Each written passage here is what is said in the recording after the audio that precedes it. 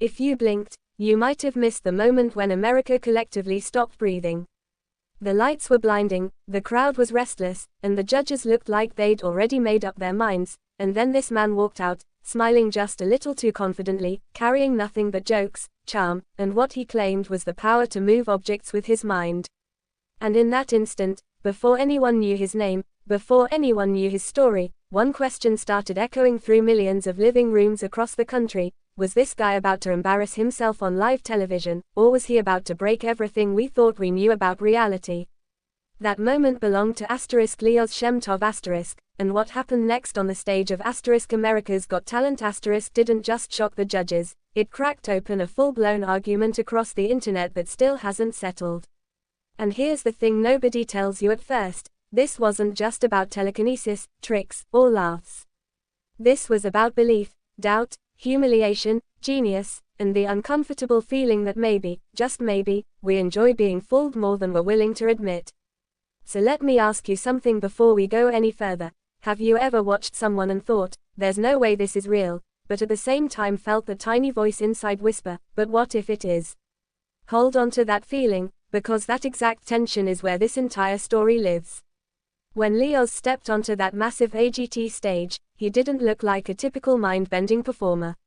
No dramatic cape, no mystical chanting, no attempt to look like a wizard ripped out of a fantasy movie. Instead, he leaned into humor. He smiled. He joked. He made the judges laugh before he even started.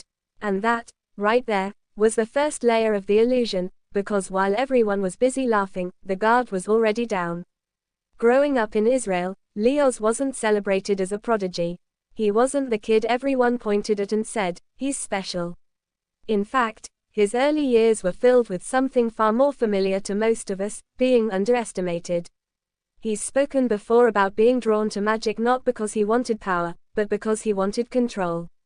Control over attention. Control over moments. Control over the narrative in a world that didn't always take him seriously. And if you've ever felt like the joke in the room instead of the one telling it, you already understand the emotional engine driving everything he does. Magic, mentalism, and psychological tricks became his language. But Lioz didn't want to be the mysterious, silent type. He wanted to be the guy who made you laugh while he fooled you, and then made you laugh again when you realized you'd been fooled.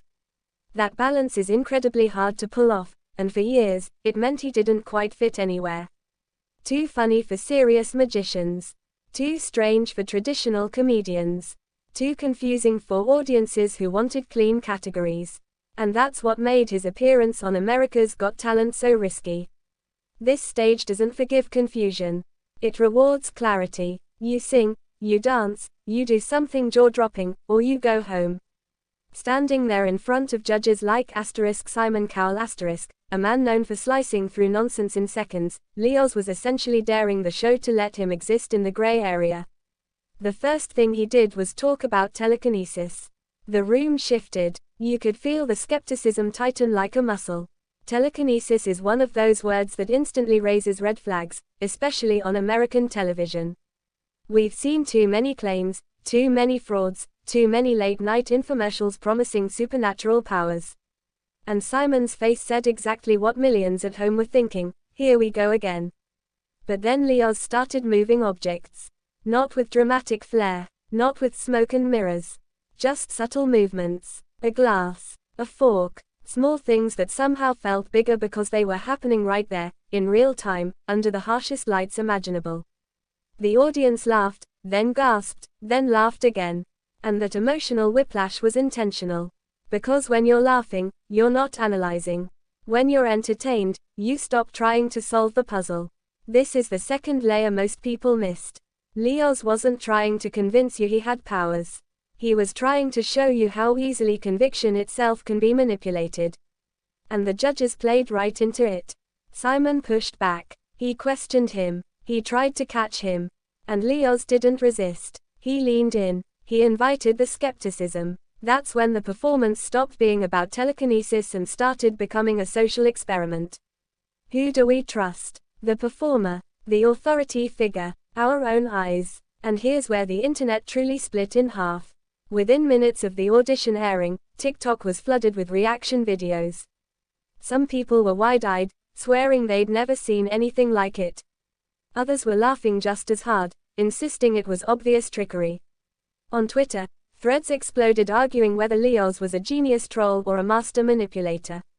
One viral tweet read, "He didn't move objects with his mind, he moved the judges with comedy."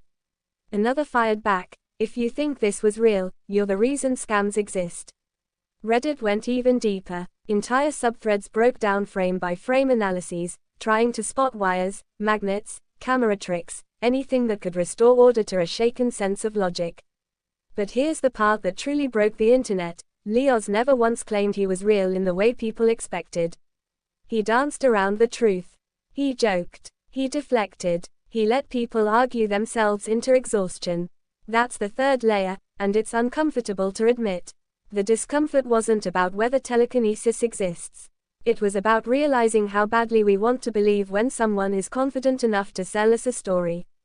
And Lioz knew that. At this point in the show, you could feel the tension between him and Simon thickening. Simon represents skepticism, control, the voice of reason. And when Lioz pushed his buttons, when he teased him, when he refused to give clean answers, it felt almost rebellious. Like watching a class clown challenge the strictest teacher in school, and somehow win. But then came the moment that changed everything. Lioz shifted the focus away from himself and onto Simon.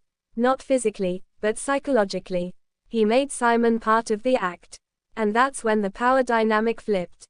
Because once you're part of the trick, you're no longer above it. You're inside it. The audience sensed it instantly.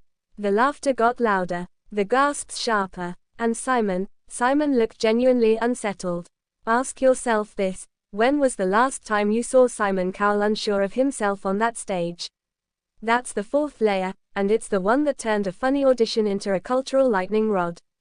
Lioz wasn't proving telekinesis. He was proving vulnerability. He was showing that even the most powerful critic in the room could be nudged, manipulated, teased into uncertainty.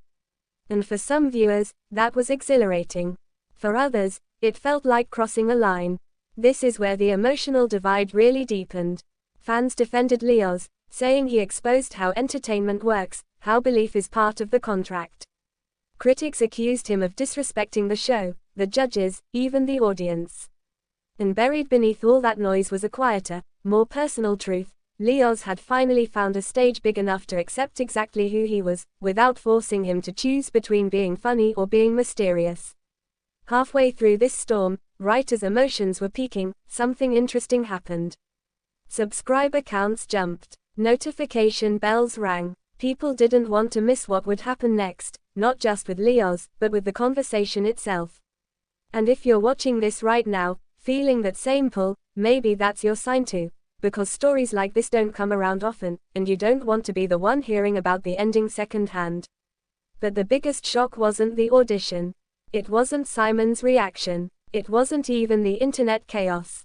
The final layer, the one most people overlook, was Lioz's quiet admission in later interviews that he never wanted people to agree. He wanted them to argue. He wanted them to feel uncomfortable. Because comfort is forgettable, but discomfort sticks. And in a world where talent shows are overflowing with incredible voices and jaw-dropping dances, he chose to be unforgettable instead. So here we are, years later, still talking about a man who walked onto a stage, joked about telekinesis, and somehow managed to move something far more powerful than objects. He moved attention. He moved doubt. He moved belief itself. And now I want to hear from you. Did Lioz fool the judges, or did he fool all of us into revealing how much we love being fooled? Was it disrespectful, or was it brilliant? And if you were sitting in Simon Cowell's chair that night, would you have laughed, or would you have pushed back even harder?